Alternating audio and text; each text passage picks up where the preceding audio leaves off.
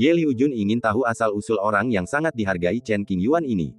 Ia mengamati dengan saksama dan mendengarkan dengan saksama. Pernahkah Anda mendengar tentang Kitab Surga? Ketika membicarakan hal ini, wajah Chen Qingyuan tampak tegas, dan sorot matanya bagaikan kolam kuno yang dalam, penuh makna, penuh perubahan dan serius. Kata-kata Kitab Surgawi jatuh seperti batu kecil yang menghantam permukaan laut yang sangat tenang, menimbulkan riak-riak. Biasanya, riak-riak di air akan menghilang dalam sekejap, tetapi kali ini, rasanya aneh sekali. Riak-riak samar itu berubah menjadi lapisan-lapisan gelombang, lalu membentuk beberapa gelombang. Tak lama kemudian, gelombang-gelombang itu berubah menjadi gelombang besar, dan seluruh laut bergejolak. Suasana hati Ye Liujun berfluktuasi, seperti ini. Awalnya, ia merenungkan arti Kitab Surgawi, menjelajahi lautan kesadarannya dengan sedikit bingung. Kemudian, ia teringat sebuah legenda, dan gelombang emosi yang belum pernah terlihat sebelumnya menggenang di matanya. Pupil matanya sedikit bergetar, dan hatinya menegang, siap hancur. Apa yang disebut Kitab Suci Surgawi adalah sejarah tabu dari zaman dahulu kala. Ye Liujun, yang naik tahta, memiliki beberapa pemahaman tentang sejarah ini yang terkubur oleh hukum Jalan Agung.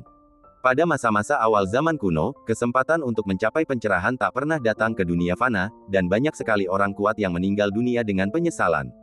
Seorang pendekar pedang, yang mencari jalan menuju tingkat berikutnya, dengan tegas memasuki zona terlarang tulang abadi, tak pernah muncul kembali. Beberapa cendekiawan mengumpulkan buku-buku dari seluruh dunia, terutama buku-buku kuno peninggalan orang bijak, dengan harapan mendapatkan pencerahan dari buku-buku tersebut dan memulai jalan alternatif. Puluhan kultivator iblis papan atas bersatu dan mengorbankan ratusan bintang kehidupan dalam upaya mencapai jalan iblis tertinggi, namun sayangnya mereka gagal. Hanya kejadian kitab suci yang dapat disebut tabu. Mengintip masa lalu dan menyimpulkan masa depan. 9 jilid kitab surgawi tidak dapat ditoleransi oleh surga. Apa katamu, kitab surgawi? Memikirkan tabu kuno itu, tubuh Ye Liujun jelas terkejut, dan darah di tubuhnya seakan membeku. Ia kehilangan kendali atas emosinya dan berteriak dengan suara melengking.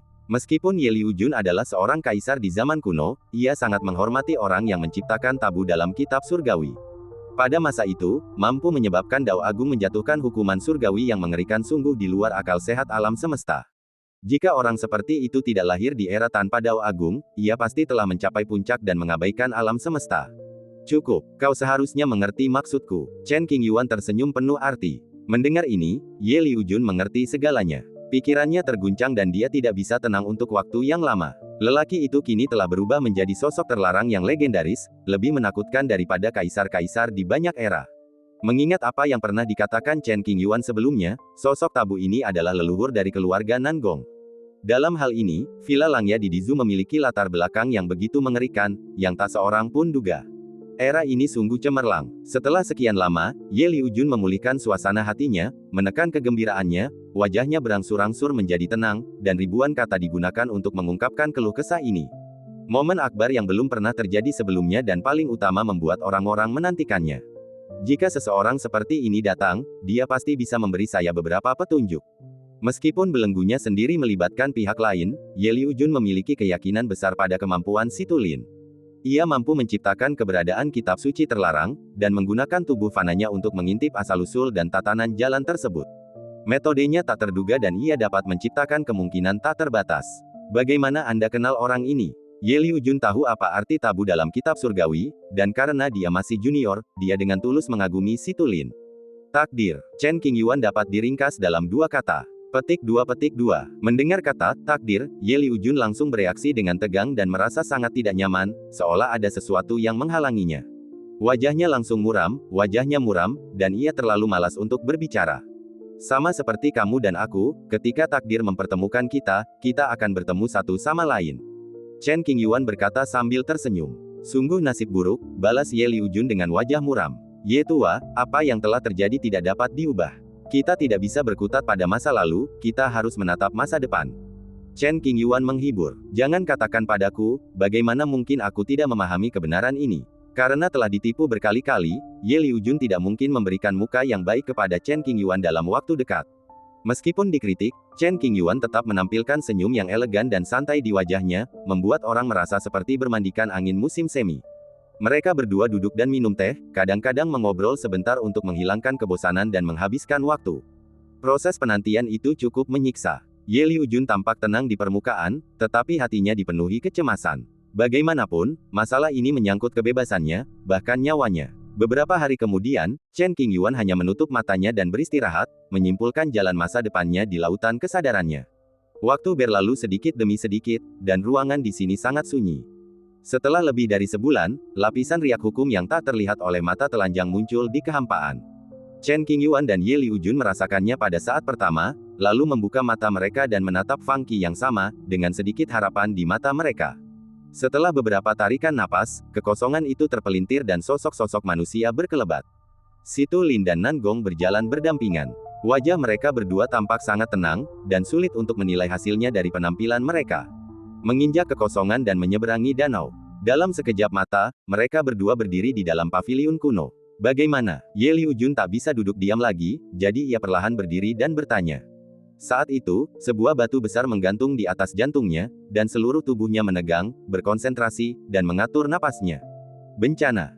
Situ Lin menggelengkan kepalanya dan memberikan jawaban. Mendengar suara itu, kilau di mata Ye Liujun sedikit meredup, dan rasa putus asa yang kuat menyelimuti hatinya, yang sulit dijelaskan. Jika dia tidak tahu latar belakang Situ Lin, Ye Liujun tidak akan berharap banyak.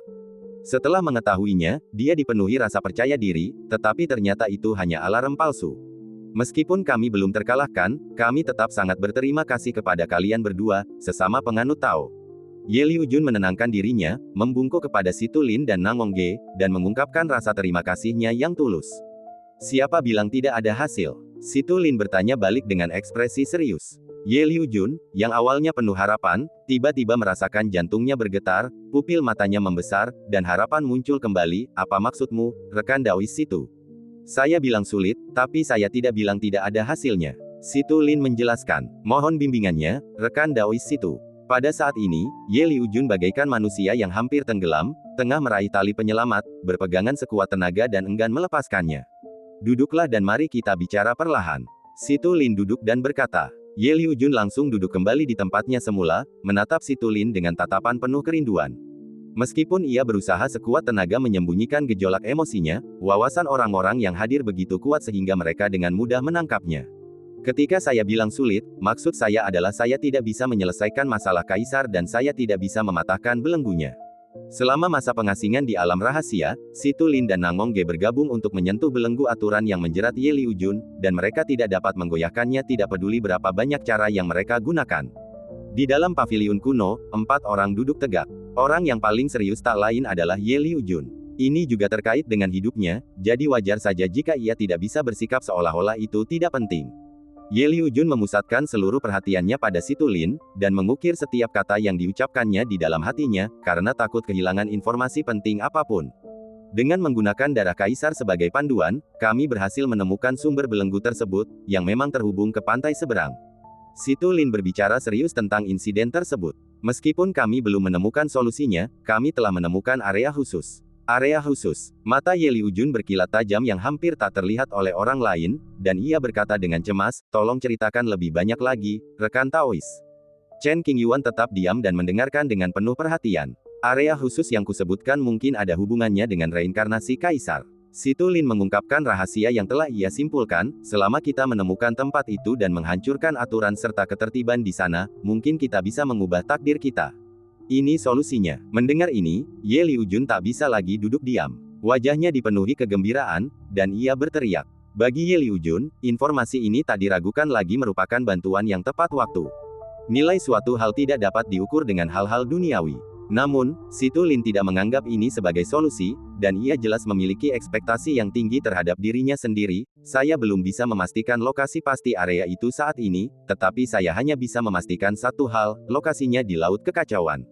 Laut Kekacauan. Wajah Ye Liujun tegang, seolah sedang memikirkan sesuatu. Setelah merenung sejenak, Ye Liujun berkata, memiliki solusi saja sudah merupakan hasil yang luar biasa.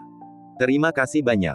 Sama-sama, Kaisar. Situ Lin tersenyum sedikit. Ini semua adalah aset keluargaku, dan aku memberikannya kepada kalian berdua, sesama Taois, sebagai tanda terima kasihku.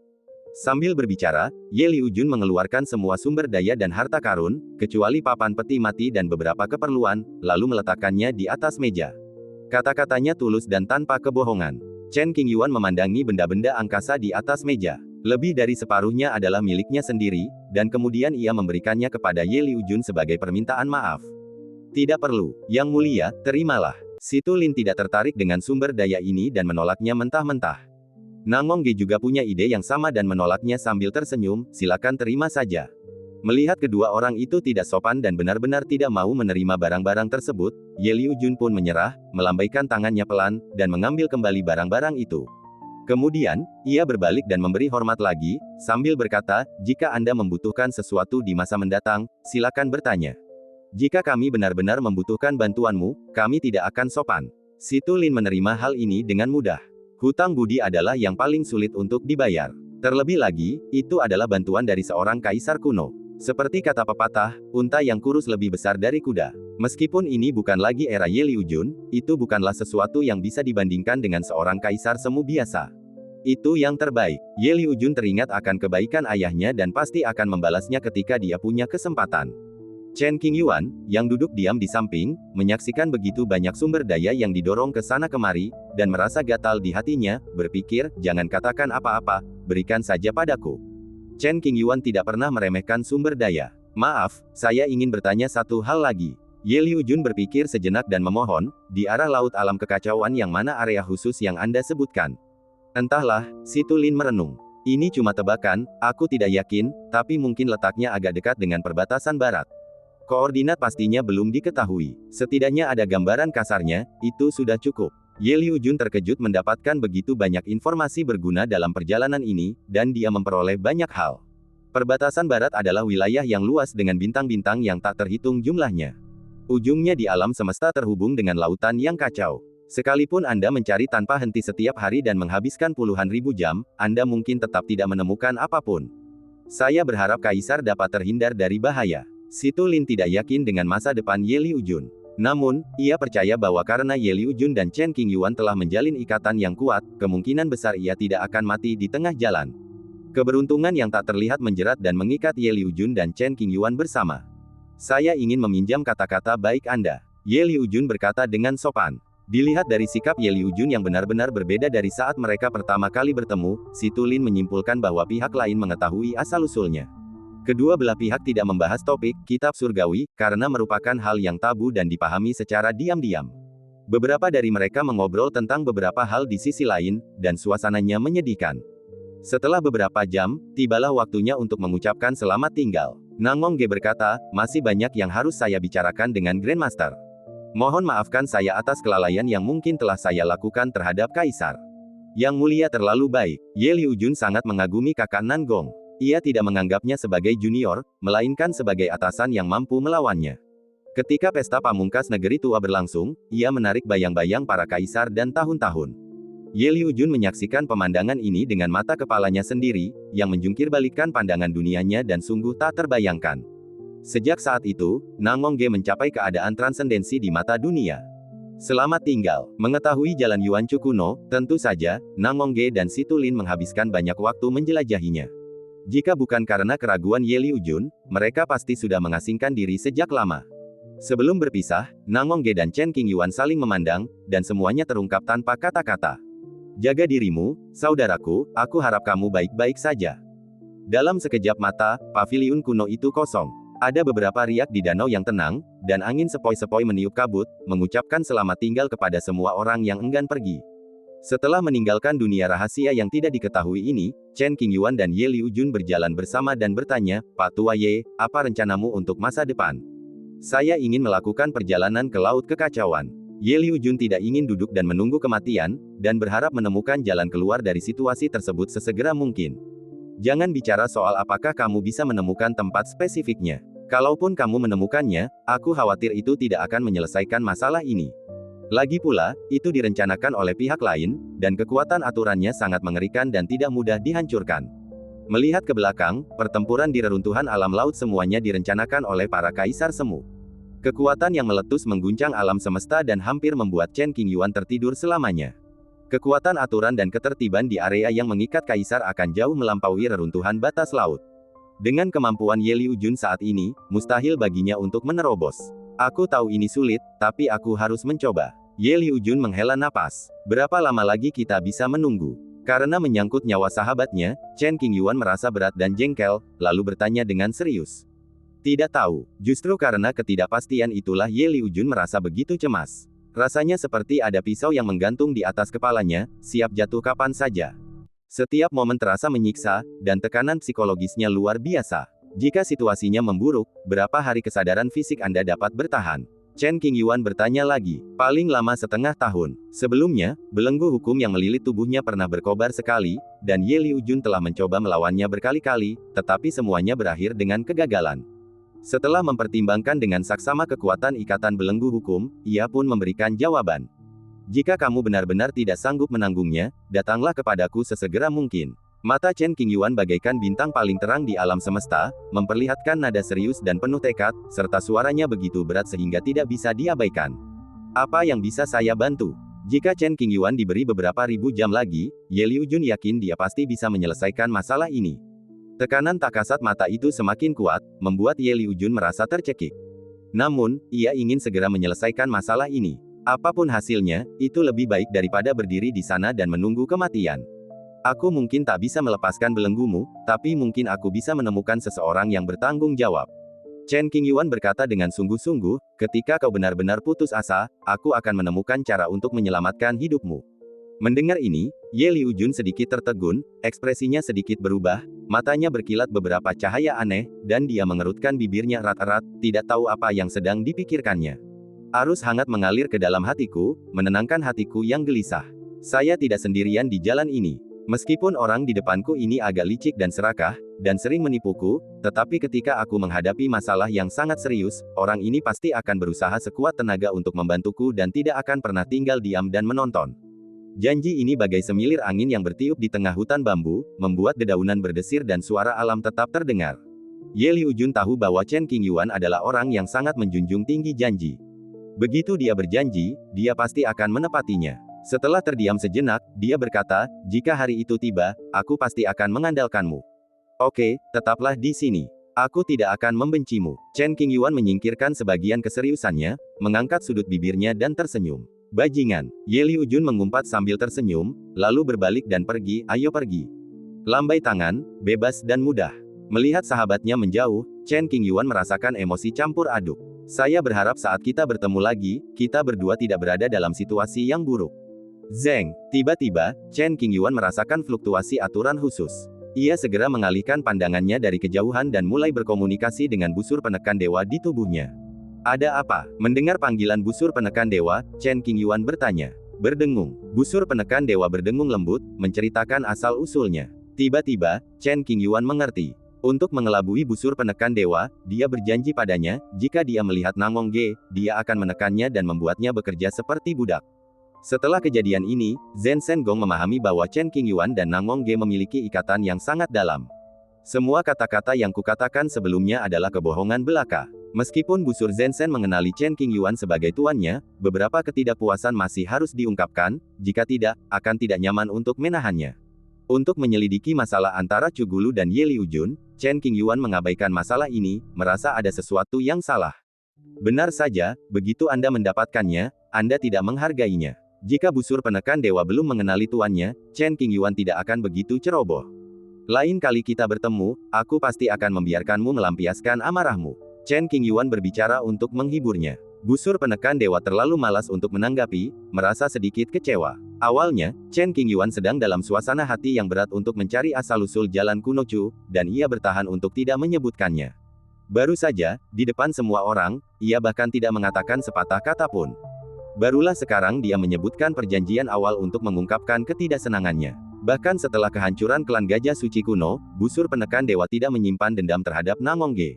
Begitulah dunia ini, di mana yang kuat memangsa yang lemah, dan itu tidak pernah berubah. Namun, Zhen Senyu menanggapi omong kosong Chen Qingyuan dengan serius, jadi dia punya ekspektasi sejak awal. Jangan marah, kita akan kembali dan menghajarnya sekarang juga, dan aku berjanji akan memuaskanmu. Sambil berbicara, Chen Qingyuan berjalan menuju dunia kecil mandiri yang diciptakan oleh Nangong. Posturnya sangat kokoh dan tidak tampak palsu. Ayo, Zhen Sen tak percaya. Suaranya sedingin es, seolah berasal dari ujung dunia es dan salju, menusuk tulang. Saya berjanji, Chen Qingyuan bersumpah dengan sungguh-sungguh. Bahkan jika kau pergi, kau akan tampil untukku. Zhen Shen tidak ingin tertipu dan mulai mengungkap kebenaran. Bagaimana kamu bisa berpikir seperti itu? Sebenarnya, Chen Qingyuan memang benar-benar merencanakan ini, tetapi di permukaan dia tetap terlihat polos dan tidak ada sedikit pun kesalahan. Bagaimana hubunganmu dengan kakak Nangong? Apa kau pikir aku tidak bisa melihatnya? Ditipu oleh majikan barunya, Zhen Shen sama sekali tidak marah. Kuncinya adalah menunjukkan sikapnya, kalau tidak, hal serupa akan terulang di masa depan. Itu akan melelahkan. Jujur saja, apapun hubunganku dengan kakak Nangong, aku tidak akan pernah mengingkari janjiku. Chen Qingyuan berjanji dengan serius, sekalipun aku dan kakak Nangong bersaudara, kita harus memenuhi perjanjian kita. Aku harus menghajarnya dan memaksanya bekerja seperti budak. Cek, kata Zhen Shen sinis, kau bersedia melakukan ini? Kenapa tidak? Tanya Chen Qingyuan, Nangong Ge dan aku bersaudara, begitu pula dirimu. Tidak ada perbedaan antara saudara dekat dan jauh. Kedengarannya bagus. Zhen Shen masih tidak mempercayainya dan mencibir. Lalu apa maumu? Aku akan mendengarkanmu. Meskipun dia telah menaklukkan Zhen Shen, Chen Qingyuan masih harus menunjukkan ketulusannya untuk menghindari ketegangan dalam interaksi mereka di masa mendatang. Aku sudah menunggumu mengatakan ini. Zhen Shenyi berpura-pura berpikir, lalu ragu-ragu dan berkata, beri aku secuil buah dao saja Kaisar. Wajah Chen Qingyuan langsung berubah ketika mendengar ini, dan dia mengumpat, bajingan, kamu sedang memikirkan buah Kaisar Yun Dao di tanganku, beraninya kamu memikirkannya. Kau bertanya apa yang kuinginkan, kata Zhen Shen, dan aku memang bertanya, tapi kau tidak menyukainya. Ini tidak bisa dinegosiasikan. Chen Qingyuan mengandalkan buah dao ritme Kaisar yang diperolehnya kali ini, dan jika saatnya tiba, ia akan menerobos hambatan di anak tangga ke-8 jembatan ilahi. Hanya buah Kaisar Yun Dao yang utuh dapat menghasilkan efek terbaik, kehilangan sehelai saja akan berakibat luas. Pedang Zijun rusak parah, tetapi ia tidak meminta sedikit pun untuk berbagi sajak daunnya. Ia tahu betul betapa pentingnya benda ini bagi Chen Qingyuan, dan juga tahu bahwa tidak ada gunanya mengatakan apapun, jadi ia hanya diam saja.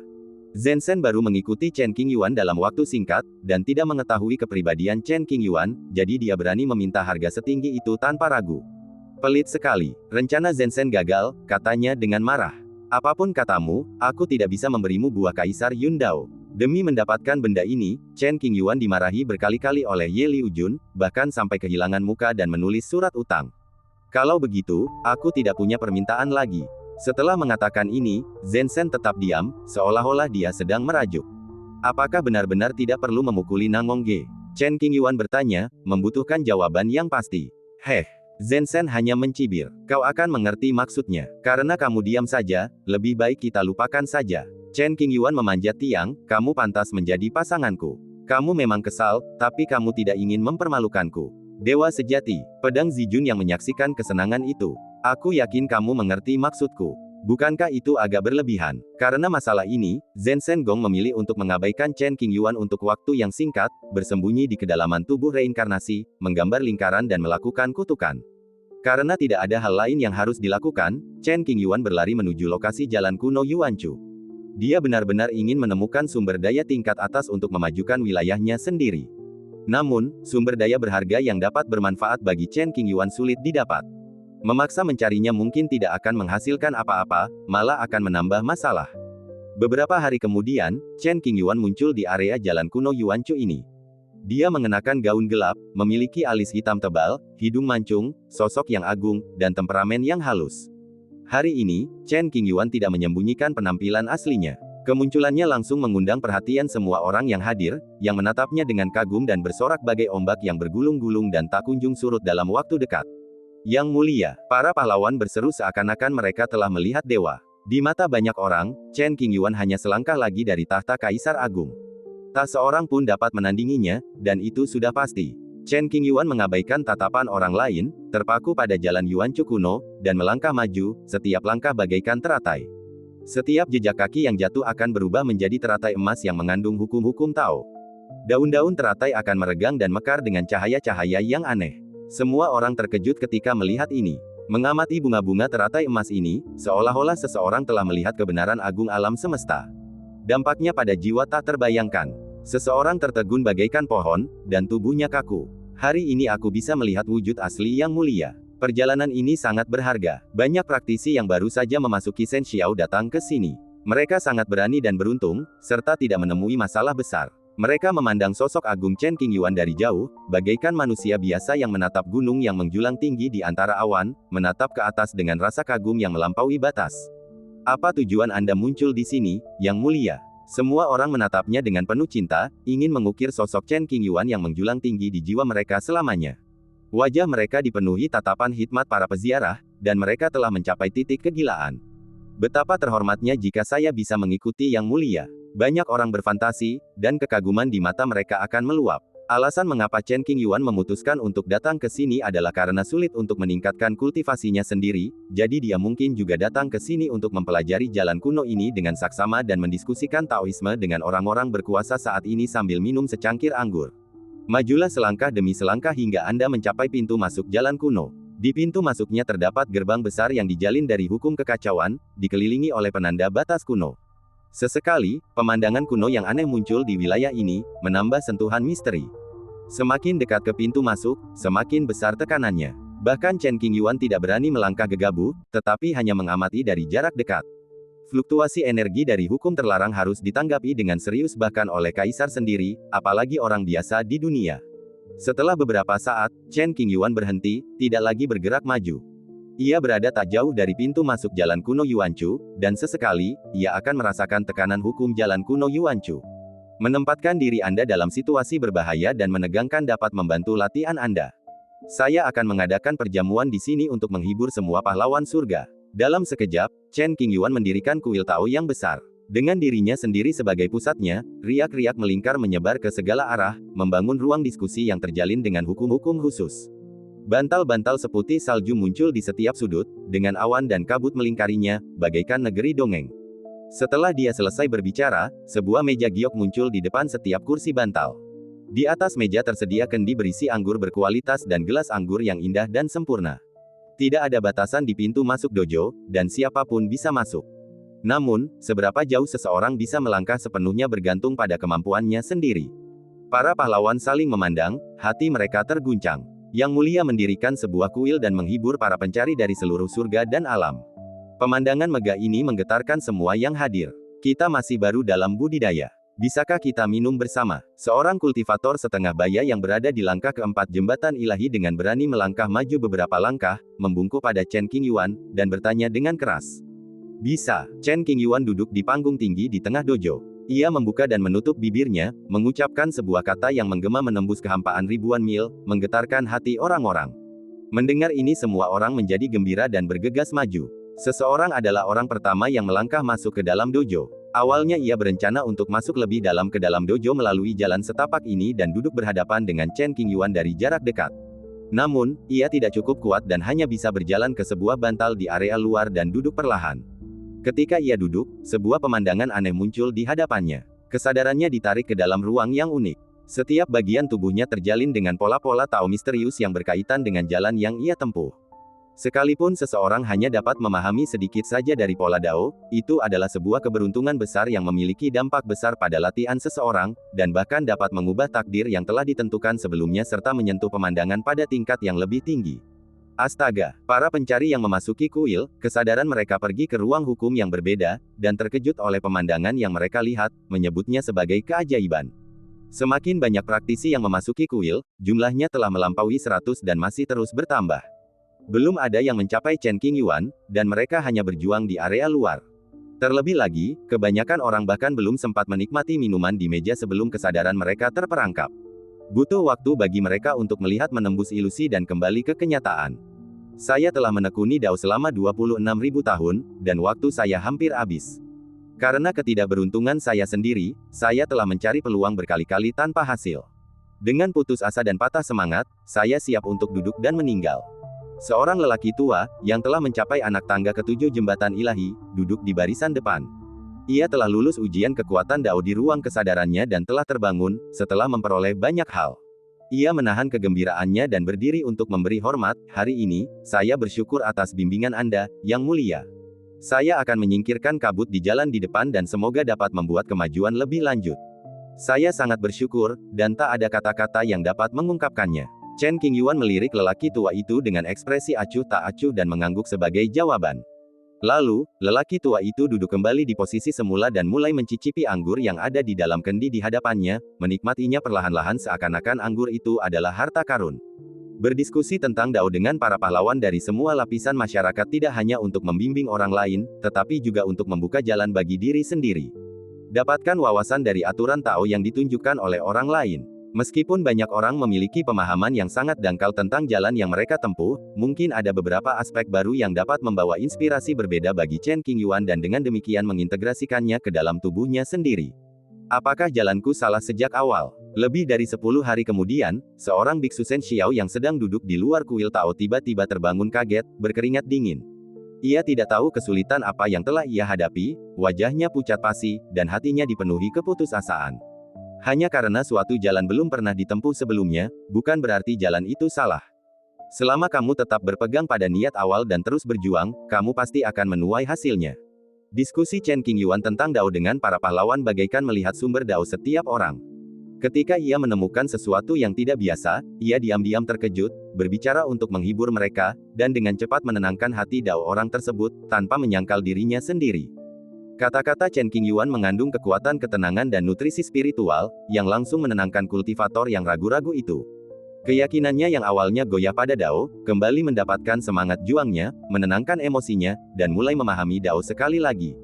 Mohon bimbingannya ke arah yang benar, yang mulia. Orang itu tahu betul bahwa dengan pemahaman dan kemampuannya sendiri, menantang jalan yang belum pernah dilalui siapapun sebelumnya, akhir hidupnya pasti akan sangat menyedihkan. Hanya dengan bantuan makhluk-makhluk tingkat tinggi, ia dapat menghindari bahaya yang tak terhitung jumlahnya di depan.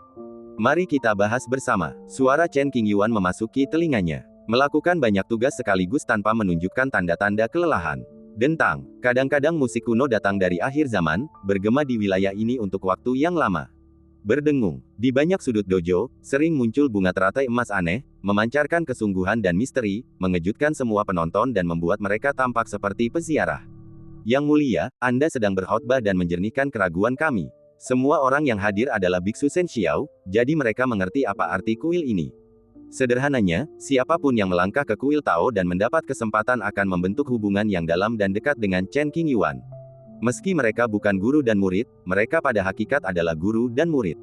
Pemahaman saya terlalu buruk, sayang sekali. Sebagian besar orang terjebak dalam ruang pencerahan, dan akhirnya menyerah karena kurangnya kekuatan mental, menyalahkan diri sendiri dan mendesah. Anda hanya mempunyai satu kesempatan, jika Anda gagal Anda hanya bisa pergi. Meja giok dan anggur di hadapanku otomatis bubar dan aku tidak sempat mencicipinya. Saya gembira saat datang, dan sedih saat pergi. Jumlah orang yang bisa diperhatikan Chen Qingyuan, meski hanya sedikit, tidak lebih dari segelintir. Tak seorang pun kultivator yang telah memasuki kuil Tao dapat benar-benar berjalan mendekati Chen Qingyuan. Begitu berita tentang apa yang terjadi di sini tersebar, pasti akan menarik perhatian banyak orang. Lagi pula, bisa duduk dan berdiskusi filsafat dengan sang dewa legendaris adalah kesempatan yang hanya bisa didapatkan secara kebetulan dan tidak boleh dilewatkan. Beberapa kenalan datang hari itu, yang membangkitkan minatnya pada Chen Qingyuan. Saudaraku, lama tak berjumpa. Raja klan naga saat ini, Fu Changge, yang dijuluki Lao Hei, semakin dipenuhi dengan keagungan seorang pemimpin klan, membuat orang lain terintimidasi dan takut untuk mendekatinya. Ada dua orang yang berdiri di samping Lao Hei, keduanya adalah tokoh terkenal di dunia. Seorang pria berpakaian jubah brokat berwarna terang, dengan sikap tenang dan pendiam serta mata yang dalam dan cerah, berdiri sendirian di Sekte Qing, tak tertandingi di generasinya. Pria satunya, mengenakan jubah lengan panjang oranye kuning, memancarkan aura kebangsawanan.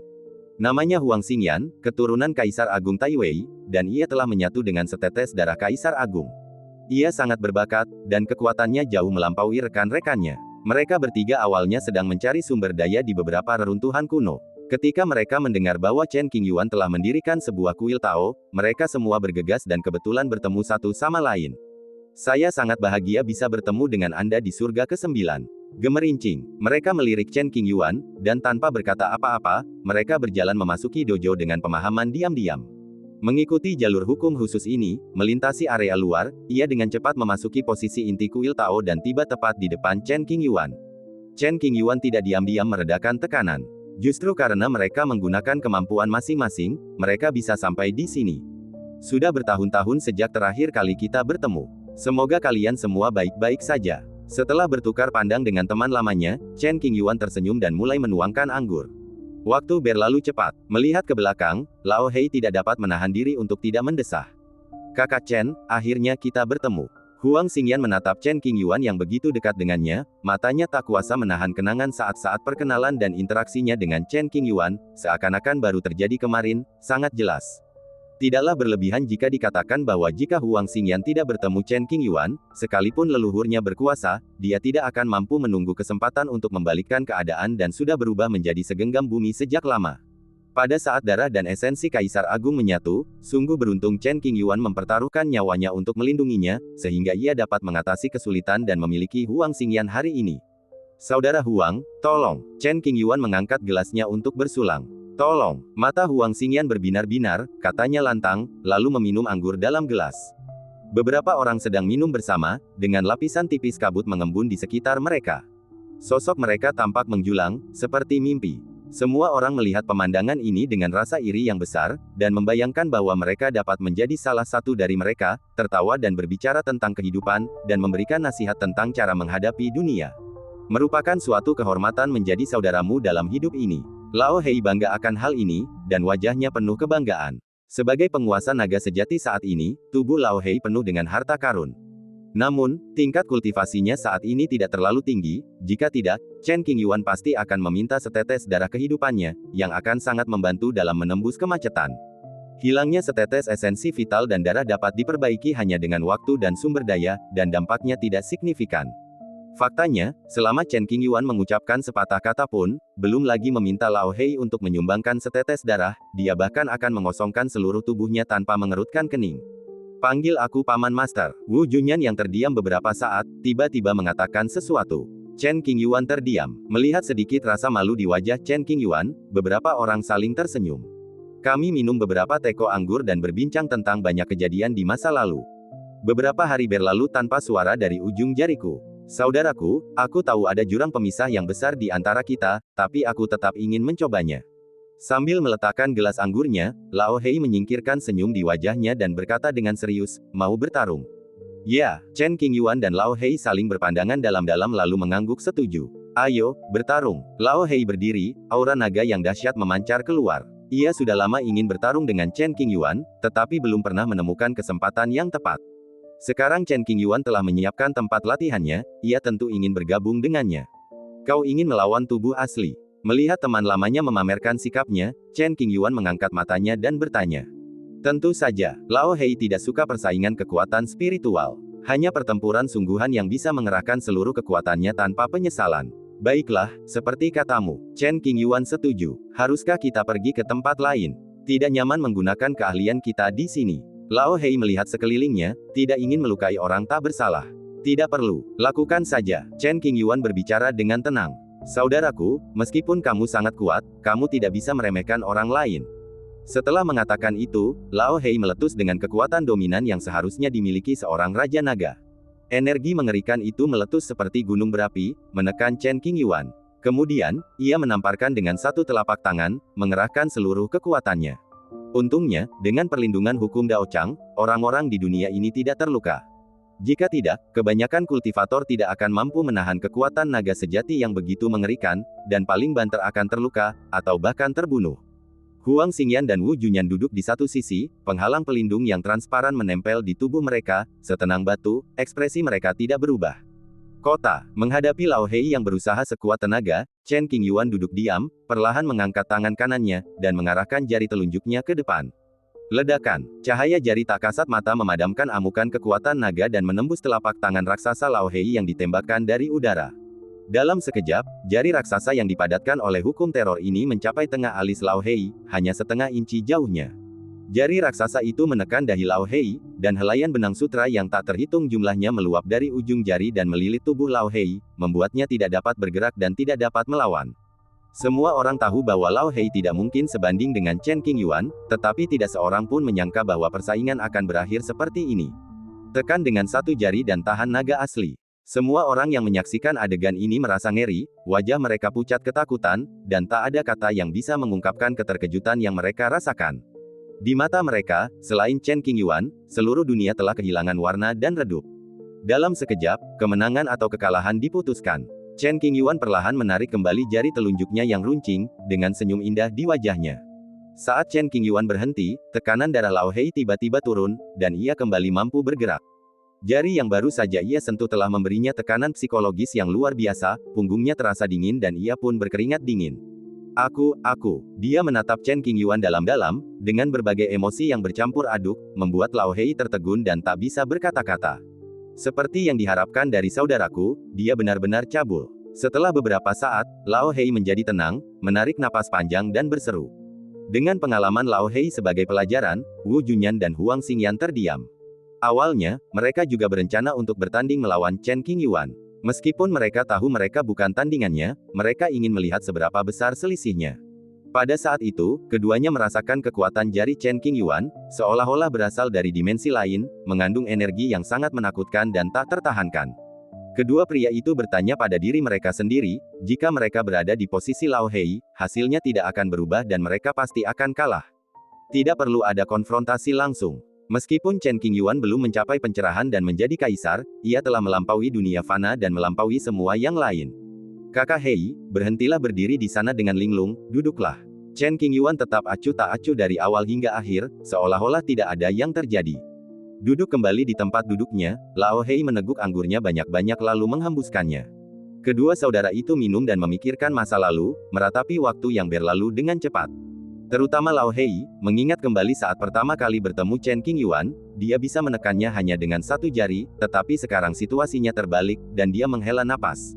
Apa maksudnya membahas para pahlawan? Wu Junyan tidak memperlakukan Chen Qingyuan sebagai atasan, dan tetap berinteraksi dengannya seperti biasa. Setelah mengobrol, ia membahas bisnis, berkhotbah, menghubungkan, menangkap inspirasi. Chen Qingyuan menjawab dengan terus terang. Kamu sekarang ada di alam yang mana? Setelah mengamatinya berkali-kali, Wu Junyan tidak dapat melihat tingkat kultivasi Chen Qingyuan dan hanya bisa bertanya secara langsung. Langkah ke-7. Chen Qingyuan mengatakan kepada teman-temannya bahwa tidak ada yang perlu disembunyikan. Mendengar jawaban itu, ketiga sahabat itu terdiam. Di anak tangga ke-7 jembatan ilahi, ia sudah memiliki kekuatan dahsyat yang tak tertandingi di dunia. Ketika mencapai anak tangga ke-9, sikap seperti apa yang akan ia miliki? Tak terbayangkan, kesenjangan antara manusia sangatlah besar. Tidak ada seorang pun yang dapat bersaing denganmu untuk merebut tahta Kaisar Agung dalam hidup ini. Lao Hei sangat mempercayainya. Sebagai tanggapan, Chen Qingyuan tersenyum tetapi tidak menjawab. Aku menunggumu. Ada yang bisa kubantu? Huang Xingyan mengamati dojo dan bertanya. Mungkin, Chen Qingyuan ingin berdiskusi tentang Taoisme dengan para pahlawan dan menemukan jalan untuk kultivasinya sendiri. Kumpulkan ide dari semua pihak dan integrasikan. Karena aku bisa membantu saudara Chen, mengapa aku tidak membantunya? Setelah mengatakan ini, Huang Xingyan duduk bersila di atas bantal, perlahan-lahan menutup matanya, memasuki dunia kesadaran yang hanya miliknya, dan menunjukkan jalan asal tanpa keraguan. Tentu saja Wu Junyan dan Lao Hei tidak mau pergi. Mereka saling memandang dan tanpa basa-basi lagi, masing-masing memilih tempat yang cocok untuk duduk dan bermeditasi. Seketika kuil itu menjadi sunyi. Melihat ketiga sahabat yang duduk di dekatnya, Chen Qingyuan merasakan hangat di hatinya. Seseorang sangat beruntung memiliki sahabat karib. Chen Qingyuan memiliki lebih dari satu sahabat karib. Zeng, melihat ke kejauhan dan mengingat masa lalu. Chen Qingyuan merasakan sesuatu di hatinya, jadi ia mengeluarkan sebuah gukin dan memetiknya dengan lembut menggunakan ujung jarinya. Senarnya bergetar pelan, dan terdengar suara rendah dan merdu. Sitar kuno ini memiliki asal-usul yang luar biasa dan dinamai sitar Qixang. Kualitasnya telah mencapai standar instrumen semi kekaisaran. Kuil ini rusak dalam pertempuran reruntuhan Jihai, tetapi kemudian dikembalikan ke keadaan semula oleh Lin Yuan dari Fucheng. Sepotong musik piano menarik para pahlawan dari semua lapisan masyarakat di dojo ke tingkat yang lebih dalam dari dunia ilusi, di mana mereka mendiskusikan pemahaman mereka tentang hukum Tao atau terlibat dalam pertarungan darah dan daging. Di mata orang luar, kuil itu sangat sunyi, tanpa gangguan apapun. Ada alam semesta di dalamnya, yang mengembun menjadi ribuan ruang misterius, tempat orang dapat berdiskusi dan belajar satu sama lain, serta merencanakan jalan ke depan bersama. Kekuatan mental Chen Qingyuan sungguh mengerikan. Ia tidak hanya mampu menahan tekanan seperti ini, tetapi juga jauh dari batas kemampuannya, dan ia merasa rileks dan nyaman. Beberapa orang datang dan beberapa orang keluar. Sekalipun tidak memperoleh apa-apa, sebagian orang masih teringat akan kebaikan hati Chen Qingyuan dan bahkan berlutut untuk mengungkapkan rasa hormat dan terima kasih sebelum pergi, serta membenci pemahaman mereka sendiri yang dangkal dan kurangnya kesempatan untuk memperoleh prestasi ini. Seiring berjalannya waktu, setiap orang yang telah menempuh jalan pencerahan mengetahui bahwa Chen Qingyuan telah mendirikan sebuah kuil pada hari ke-9, dan mereka semua bergegas untuk menyaksikannya dengan mata kepala sendiri, tidak ingin melewatkannya. Ada yang berkata, tindakan yang mulia sepenuhnya menunjukkan ketangguhannya. Saya khawatir beliau akan menindas para penguasa di surga dan di berbagai alam, sehingga mereka tak mampu mengangkat kepala. Seseorang berkata, merupakan suatu kehormatan menjadi saksi era ini. Untuk hal lain, saya tak berani berharap. Beberapa hari kemudian, ribuan biksu Shen Xiao berkumpul di luar kuil Tao, menatap Chen Qingyuan yang duduk di panggung tinggi, mata mereka penuh kekaguman. Pada saat ini, seseorang yang penting akhirnya tiba. Lai mengenakan kain abu-abu dan bersandar pada tongkat. Matanya yang cekung memancarkan cahaya merah yang menakutkan. Setiap langkah yang diambilnya terasa sangat sulit. Ia kurus kering dan tampak seperti sedang sekarat. Namanya Luo Yanchen, leluhur klan Kaisar Lin Qian dan saat ini merupakan makhluk paling kuat. Salam, Yang Mulia. Luo Yanchen berjalan keluar kuil Tao dan membungkuk kepada Chen Qingyuan.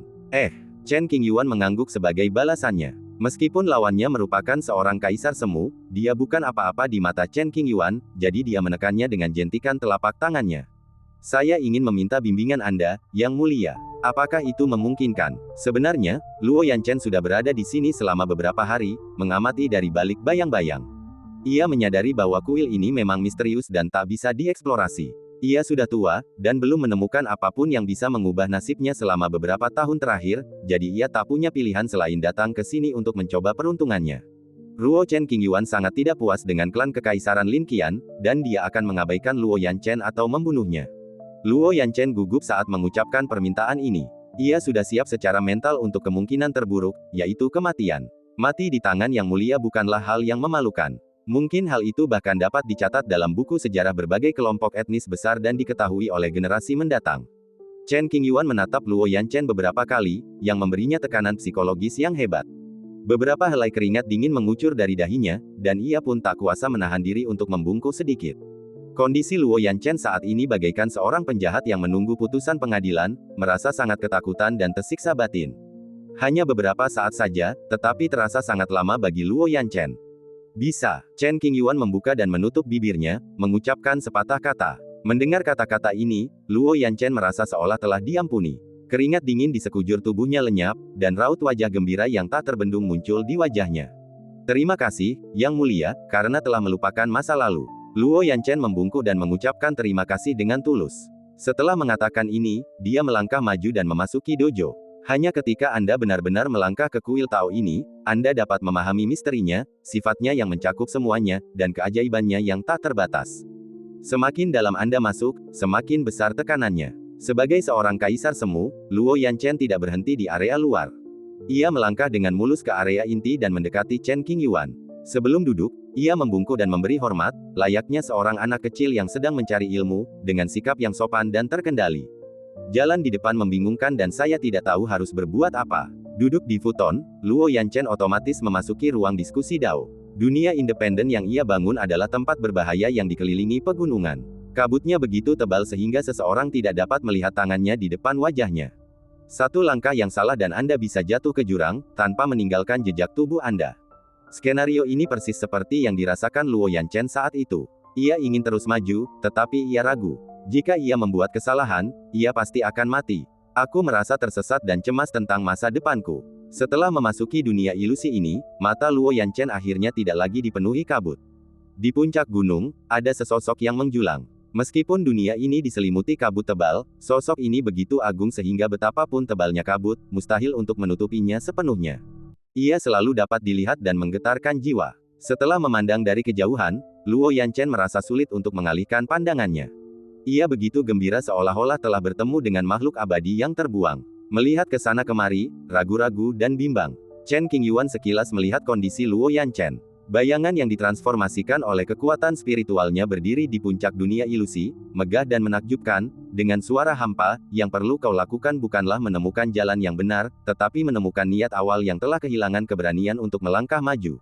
Yang Mulia, mohon tunjukkan saya arah yang benar. Luo Yanchen memahami prinsip ini dengan baik, tetapi dia tidak tahu bagaimana melakukannya. Panggilan. Berdiri di puncak, Chen Qingyuan mengangkat tangannya dan melambaikan tangan. Seketika, angin kencang menderu, meniup kabut tebal dunia ini, membuatnya melayang seperti sekelompok makhluk abadi yang menari. Saat kabut mengalir, riak hukum luar biasa yang tak terhitung jumlahnya saling terkait. Perlahan, mata Luo Yanchen mulai membayangkan kembali kenangan masa kecilnya. Awalnya kabur, tetapi lama-kelamaan menjadi lebih jelas. Ini, semua kenangan yang terpendam di lubuk hatinya ditarik keluar oleh Chen Qingyuan dengan cara khusus. Luo Yanchen seolah telah menyeberangi sungai waktu yang panjang dan kembali ke masa mudanya. Saat kamu menelusuri kembali langkahmu, kamu akan mampu menyingkirkan kabut di depan dan menemukan jalan yang kamu yakini benar. Chen Qingyuan meninggalkan kata-kata ini, dan bayangan itu menghilang dari dunia ini. Kalimat ini terngiang-ngiang di telinga Luo Yanchen dalam waktu lama. Saya masih sangat muda saat itu. Awalnya, Luo Yanchen memandang masa lalunya dari sudut pandang orang ketiga. Kemudian, kesadaran tubuhnya menyatu dengan masa lalu itu, dan ia mengalaminya kembali. Rincian tertentu yang sebelumnya terlupakan, kini tersaji di depan mataku dengan sangat jelas. Betapa konyolnya. Pertama kali jatuh cinta, aku mengejarnya tanpa henti. Aku mengungkapkan perasaanku berkali-kali, tetapi ditolak, membuatku patah hati. Luo Yanchen merenung, mengevaluasi dirinya di masa lalu. Dia tetap berada di usia terindah, selamanya begitu cantik, tidak pernah menua, dan tak tersentuh olehku. Gadis itu, yang dulunya merupakan putri paling memukau dan membanggakan dari sebuah klan kuno, mengalahkan semua rekan sejawatnya.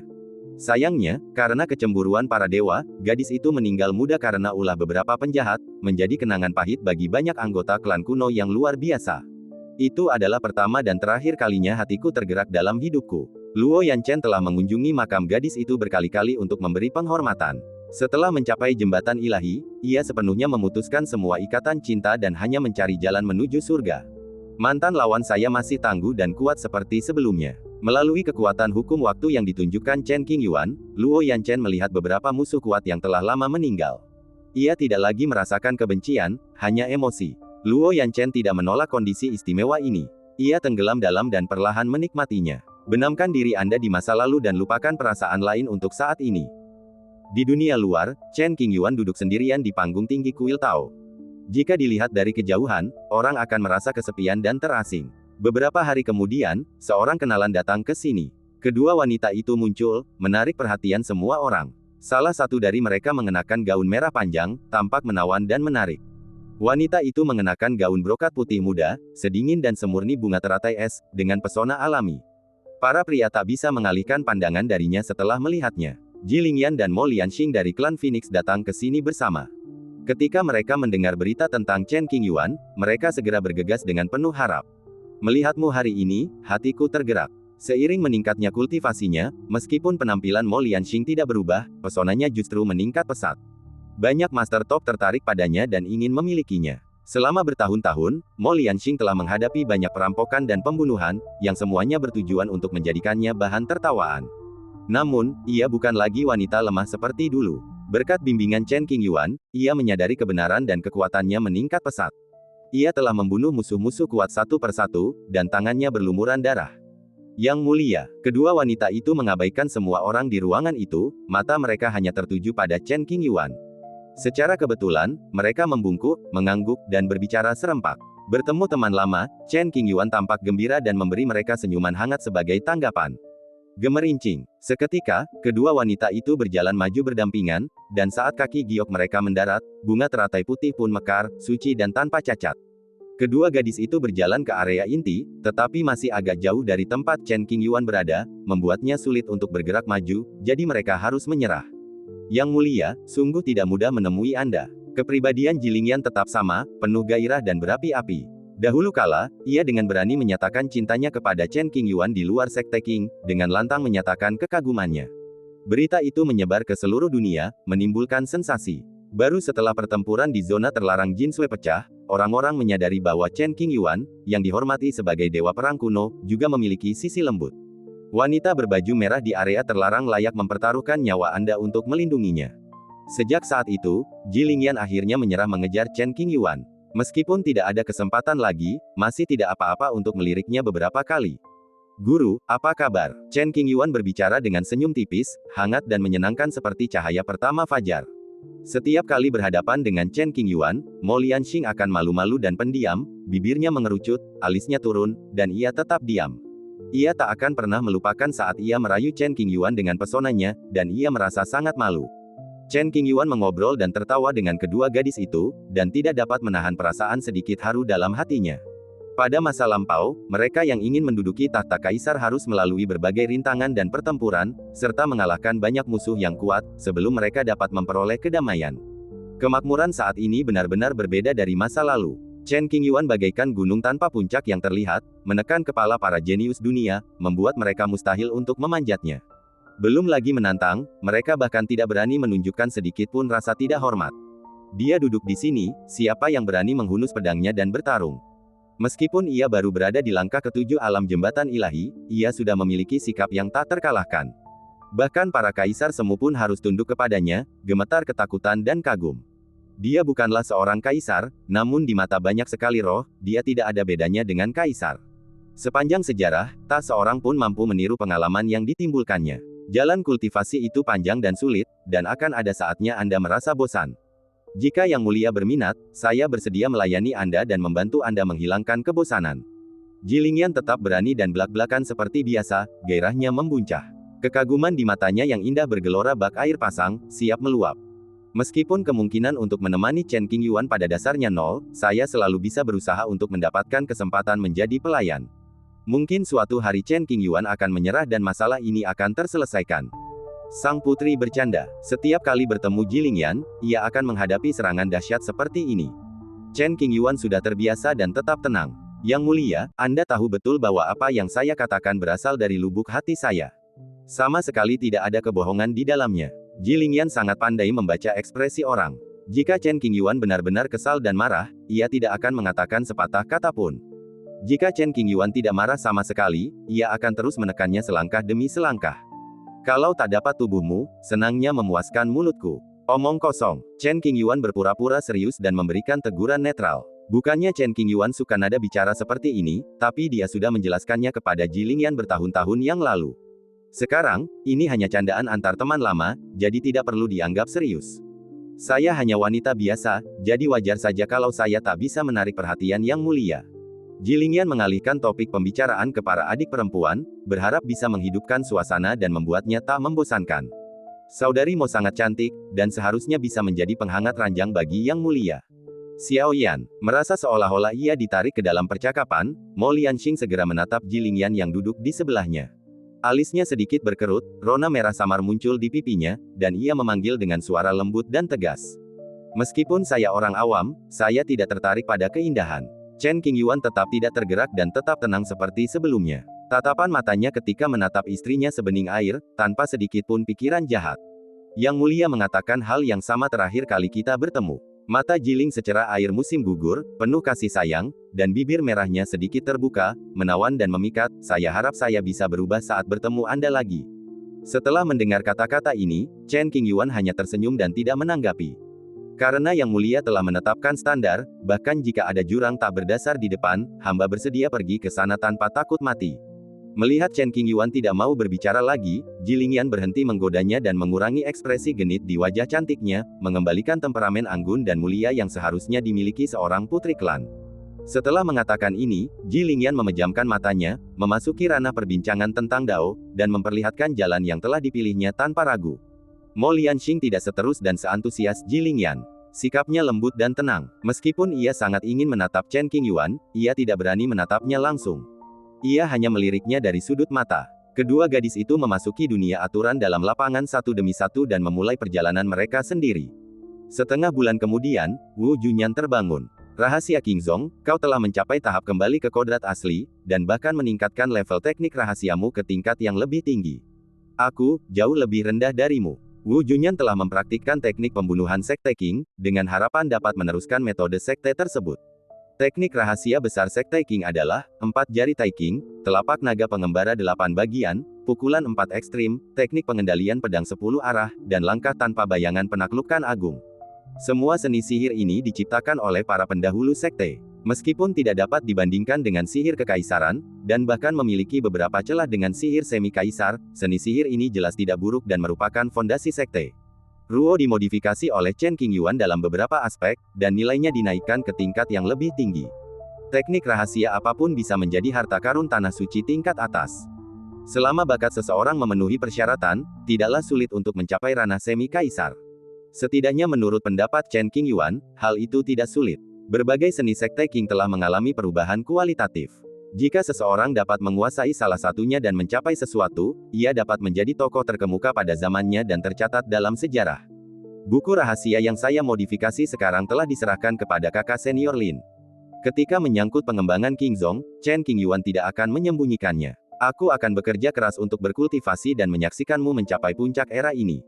Wu Junyan, yang sangat hemat kata-kata, mengucapkan beberapa patah kata lagi saat ini, tatapannya tegas dan dia menantikan masa depan. Setelah mengatakan itu, Wu Junyan merasakan sedikit tekanan dari aturan lapangan, dan tahu bahwa ia tidak bisa tinggal lama di sini. Ia menatap Chen Qingyuan lagi dalam-dalam, lalu berbalik dan pergi, mundur keluar dan mengamati dalam diam. Setelah beberapa hari, Lao Hei terbangun. Dia agak skeptis terhadap Long Sheng, dan ekspresinya sedikit kusam. Secangkir teh berlalu di depan mata Lao Hei yang perlahan terfokus. Ia menatap Chen Qingyuan, yang sedang duduk di panggung tinggi, dan bertanya dengan nada mencekam, "Saudaraku, bagaimana kau bisa memiliki kekuatan naga yang begitu mengerikan?" Sebenarnya Lao Hei ingin mengajukan pertanyaan ini bertahun-tahun yang lalu. Selama Perang Lihai, banyak suku kuno ingin memakan Lao Hei, yang baru saja berubah menjadi naga sungguhan. Chen Qingyuan melangkah maju dengan gagah berani, memperlihatkan sedikit kekuatan naga, yang membuat para leluhur klan naga ketakutan dan gemetar ketakutan, membuat mereka kebingungan.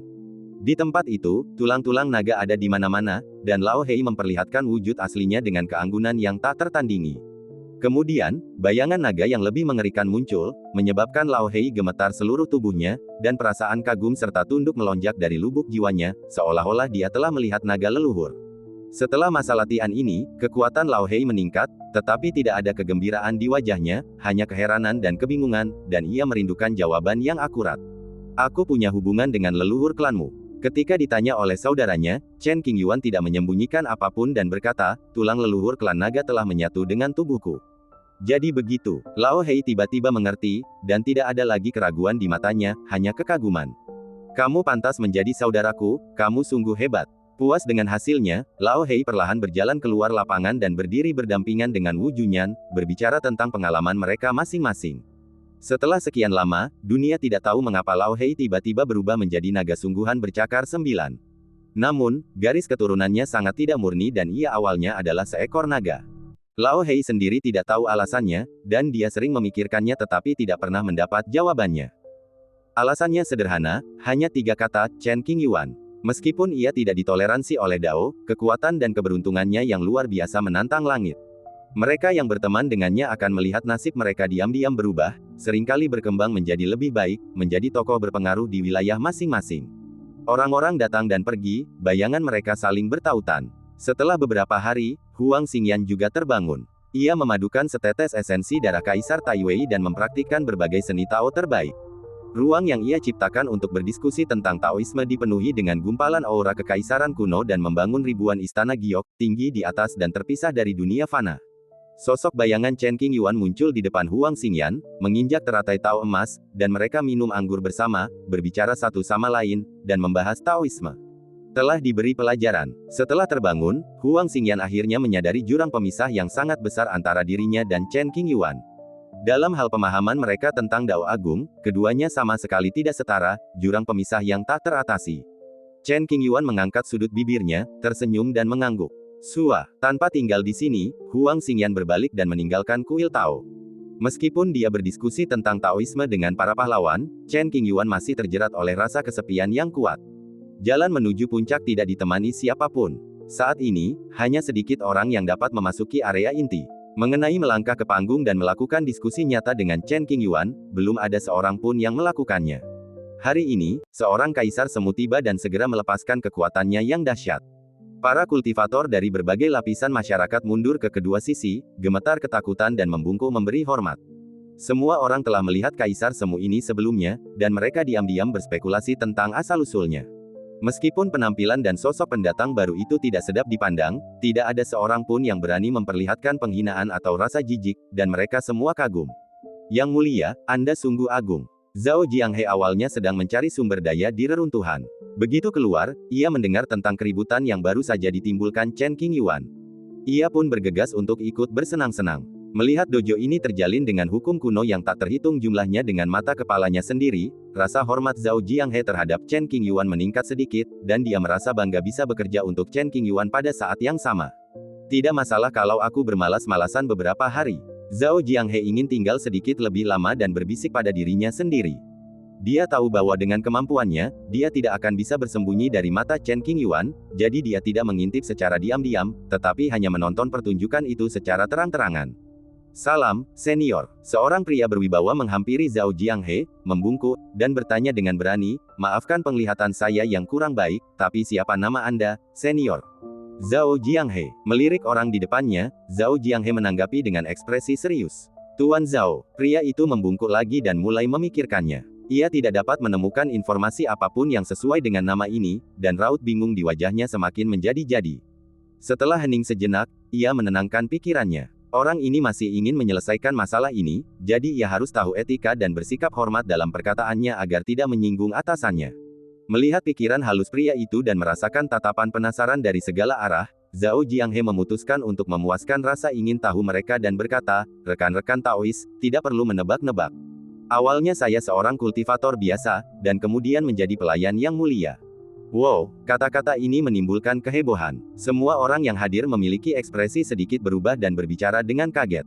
Ketika Wu Junyan dan yang lainnya mendengar ini, mereka menunjukkan sedikit keterkejutan di mata mereka. Tak lama kemudian, kebisingan itu sebagian besar mereda. Jika orang lain memiliki pengikut setingkat Kaisar Semu, itu pasti akan menimbulkan badai besar.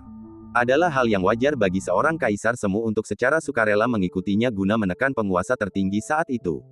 Halo, Lao Hei cukup ramah dan saat dia mendengar bahwa Zhao Jianghe mungkin salah satu anggota keluarganya, dia berteriak. Zhao Jianghe merasa panggilan itu agak kasar, dan alisnya tanpa sadar berkerut, menoleh untuk melihat ke arah asal suara itu.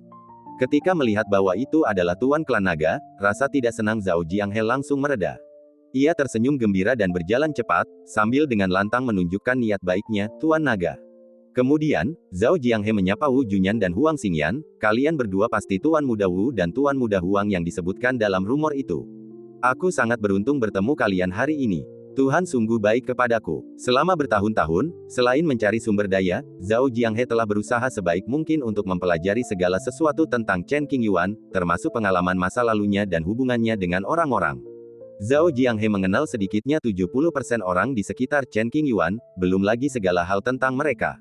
Sama-sama, senior. Pihak lain bagaimanapun juga adalah seorang Kaisar Semu, dan dia memperlakukan mereka dengan sangat sopan sehingga Wu Junyan dan Huang Xingyan terkejut dan buru-buru membalas sopan santun itu.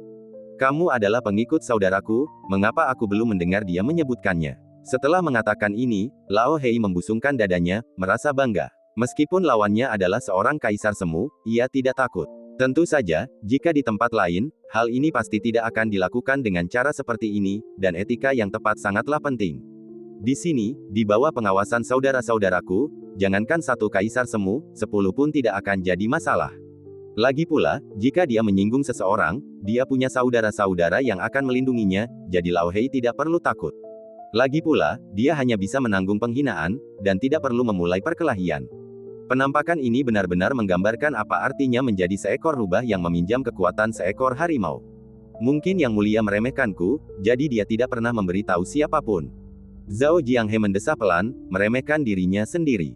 Tidak terlalu. Lao Hei tahu bahwa saudara-saudaranya sangat berkuasa, tetapi tidak ada alasan baginya untuk memandang rendah pengikut yang setingkat Kaisar.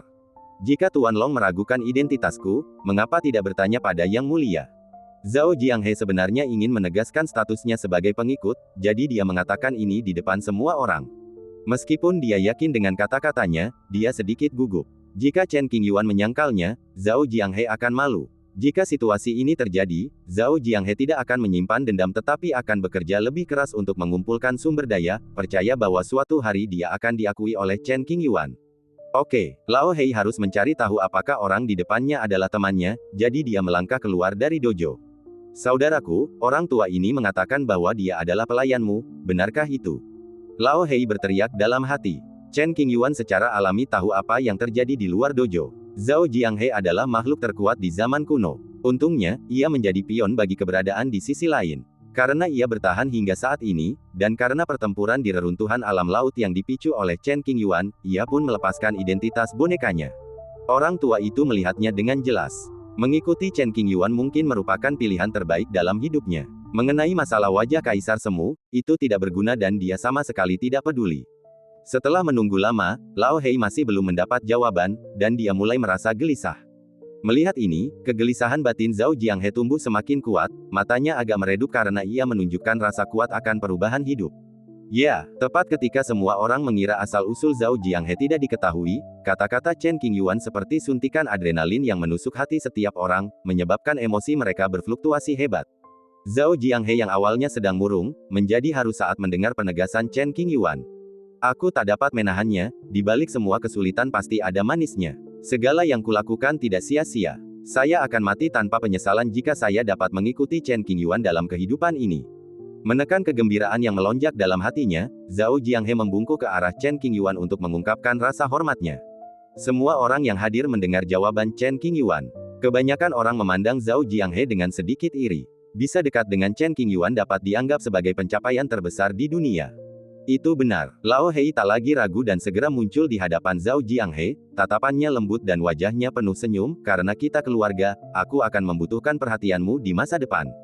Jika Anda membutuhkan saya di masa depan, Tuan Long, silakan beritahu saya. Sebagai seorang kaisar semu, Zhao Jianghe sama sekali tidak sombong saat itu. Ia sopan dan santun. Aku tidak akan sopan saat berurusan dengan keluargaku sendiri. Saat Lao Hei berpikir tentang memiliki partner kuasa kaisar untuk dipanggil di masa depan, dia tidak bisa menahan perasaan senang. Sejak saat ini, identitas Zhao Jianghe diketahui. Apapun yang terjadi di masa depan, ia tidak akan sendirian lagi. Jika ia mendapat masalah, nama Chen Qingyuan saja sudah cukup untuk membuat banyak makhluk kuat ragu, dan mereka umumnya tidak akan membunuhnya. Saat ini, semua orang tak bisa berhenti memikirkan pria dari klan roh api kuno, bernama Ye Yu. Ia diterima sebagai pengikut Chen Qingyuan belum lama ini. Ia sungguh beruntung. Pada saat itu, semua klan kuno menganggap Ye Yu sebagai lelucon, sehingga dunia sangat iri padanya. Bahkan banyak leluhur klan kuno harus menyapa Ye Yu dengan sopan dan bahkan tersenyum ketika mereka melihatnya. Jika kamu tidak cukup kuat, kamu bisa naik ke tingkat yang benar-benar kuat. Dengan cara ini, kamu juga bisa menempati posisi kecil di dunia yang makmur dan menjadi terkenal di seluruh dunia. Zhao tua, mari kita bicarakan baik-baik tentang situasimu. Di suatu tempat di kehampaan luar ladang, Lao Hei tengah mengadakan pesta dan cerewet seperti orang cerewet. Apa yang ingin diketahui Tuan Long? Selama tidak melibatkan rahasia pribadi Lao Hei, Zhao Jianghe menjawab pertanyaan Lao Hei dengan jujur dan memberinya cukup muka. Dengan Chen Qingyuan sebagai jembatan penghubung, Lao Hei dan yang lainnya perlahan-lahan semakin mengenal Zhao Jianghe, dan segera menjalin ikatan persahabatan. Mereka berbincang dengan riang dan rukun. Badai datang dan pergi. Insiden Zhao Jianghe hanyalah episode kecil dan mereda setelah beberapa hari. Kaisar semu yang dianggap tinggi dan berkuasa di mata dunia sebenarnya adalah pengikut Chen Qingyuan. Hal-hal di dunia ini terkadang bisa sangat menyedihkan. Beberapa hari kemudian, Ji Lingyan dan Mo Lianxing bangun satu demi satu, membungkuk, dan meninggalkan ladang. Mereka memperoleh banyak wawasan di bidang ini, dan rasa terima kasih mereka kepada Chen Qingyuan di hati mereka pun tumbuh semakin kuat. Meskipun mereka memiliki beberapa wawasan, mereka tidak terburu-buru untuk mundur. Mereka tetap di sana dan ingin melihat lebih banyak lagi. Jika aku pergi terburu-buru kali ini, aku mungkin tidak akan pernah mempunyai kesempatan bagus untuk bertemu Chen Qingyuan lagi. Hanya dalam beberapa jam saja, jumlah orang yang masih bisa duduk di dojo tidak lebih dari itu. Meskipun beberapa dari mereka berada pada level pemula jembatan ilahi, mereka memiliki wawasan unik tentang jalan yang mereka tempuh, dan layak mendapatkan bimbingan Chen Qingyuan sehingga ia dapat memperoleh inspirasi baru dari mereka. Berdiskusi dengan para pahlawan dunia untuk meningkatkan kekuatan diri sendiri ibarat mencari jarum dalam tumpukan jerami. Pada level Chen Qingyuan, bahkan jika Changgeng Sword Immortal dan yang lainnya datang, mereka tidak akan dapat memberikan bantuan apapun. Langkah ketujuh jembatan ilahi, dan bahkan mencapai alam kecil berikutnya, sangatlah sulit. Mundur sendirian tidak ada gunanya, jadi inilah satu-satunya jalan. Sekalipun banyak tenaga yang terbuang, itu tidak sia-sia. Dia menjalin hubungan dengan sejumlah besar pakar terkemuka dan membangun jaringan hubungan yang luas untuk masa depan Qingzong. Anugerah berkhotbah jangan pernah dilupakan. Siapapun yang tidak berperasaan akan mengingat kebaikan Chen Qingyuan. Jika Sekte Qing mengalami masalah di masa depan, mereka akan segera datang setelah mendengar berita itu. Jika mereka bertemu anggota Sekte Qing yang sedang kesulitan di luar, mereka juga akan membantu. Hanya ada sedikit orang aneh di dunia ini. Chen Qingyuan, yang tengah duduk bersila di atas panggung batu giok, membentangkan beberapa potong sihir Tao, namun hanya menyentuh beberapa di antaranya, dan mendesah diam-diam. Beberapa benang sutra tak kasat mata menyebar dari beberapa sudut dojo dan akhirnya melilit tubuh Chen Qingyuan, membuatnya merasakan sesuatu di hatinya dan sesekali melamun. Fluktuasi energi spiritual yang begitu halus hanyalah setetes air di lautan bagi Chen Qingyuan dan tidak berarti apa-apa. Namun, itu lebih baik daripada tidak sama sekali, jadi dia tidak bisa bersantai. Tidak seorang pun dapat benar-benar berdiskusi tentang Dao dengan Yang Mulia. Banyak sekali penjahat zaman sekarang, tapi tak ada yang dapat menandingi Yang Mulia. Dia menaklukkan jembatan ilahi dan mencapai sisi seberangnya, dia menekan jurang iblis dan memaksa mundur mata langit, dia bertempur di abu salju, dengan kemegahan yang tak tertandingi. Di mata saya, Yang Mulia adalah kaisar era ini. Apakah dia mendapat persetujuan dari Dao Agung atau tidak, itu sama sekali tidak penting. Kudengar Sekte Qing akan merekrut anggota baru dalam waktu dekat. Aku sudah mengirim cucuku yang tak berguna itu ke kota utama Sekte Qing untuk menunggu. Jika dia bisa lulus ujian masuk, itu pasti akan membawa nama baik bagi keluarga. Masih banyak biksu yang berkumpul di sini. Setelah keluar dari wihara, mereka tidak pergi dan tetap memperhatikan dengan saksama. Semua orang memandang Chen Qingyuan yang duduk di panggung tinggi dari jauh, dan merasakan angin musim gugur yang sejuk, yang tak terlukiskan. Sendirian di puncak, tak ada seorang pun yang menemani. Kesepian itu sulit dipahami orang. Lebih dari separuh kultivator yang memiliki keberanian untuk mencapai tingkat ke-9 memasuki tempat pelatihan, tetapi sayangnya mereka tidak dapat bertahan di sana terlalu lama. Hingga kini, belum ada seorang pun yang mampu berjalan ke panggung batu giok itu. Bahkan Lao Hei, yang memiliki tubuh naga sejati bercakar 9, dan Huang Xingyan, yang telah menyatu dengan setetes esensi dan darah Tai Wei, mendekat tetapi tidak melangkah ke panggung batu giok. Sebenarnya Huang Xingyan memiliki kesempatan ini, tetapi dia belum sepenuhnya memurnikan setetes darah kekaisaran di tubuhnya, yang membutuhkan banyak waktu. Pada saat Huang Xingyan berhasil memurnikan setetes darah kaisar itu, Chen Qingyuan mungkin telah menyentuh kesempatan untuk mencapai pencerahan, dan jurang di antara mereka hanya akan lebih besar dari saat ini. Ledakan. Pada hari ini, aura yang kuat tiba-tiba melonjak keluar dari dojo yang telah lama sunyi, menimbulkan gelombang. Setelah beberapa tahun bermimpi, Luo Yanchen, leluhur klan kekaisaran Lin Qian, akhirnya terbangun. Dengan bimbingan Chen Qingyuan, Luo Yanchen menyelami sejarah masa lalu, menelusuri kembali jalan yang telah dilaluinya, dan menemukan kembali inti pencarian kebenaran di masa kecilnya. Kebingungan berkurang dan tekad lebih kuat di mata tuannya yang keruh. Dia menopang dirinya dengan tongkat dan berusaha berdiri. Menghadap ke panggung batu giok, dia membungkuk. Berkat bimbinganmu, akhirnya aku terbangun dari mimpiku. Luo Yanchen berkata penuh syukur, sekarang aku tahu persis apa yang harus kulakukan selanjutnya. Jika aku selamat, aku akan secara pribadi pergi ke Sekte Qing untuk meminta maaf dan menebus kesalahanku di masa lalu. Jika aku mati, aku akan meninggalkan surat wasiat, meminta seluruh klanku untuk meminta maaf. Aku bersedia memberikan semua sumber daya di perbendaharaan klanku untuk pengampunan Yang Mulia dan Sekte Qing.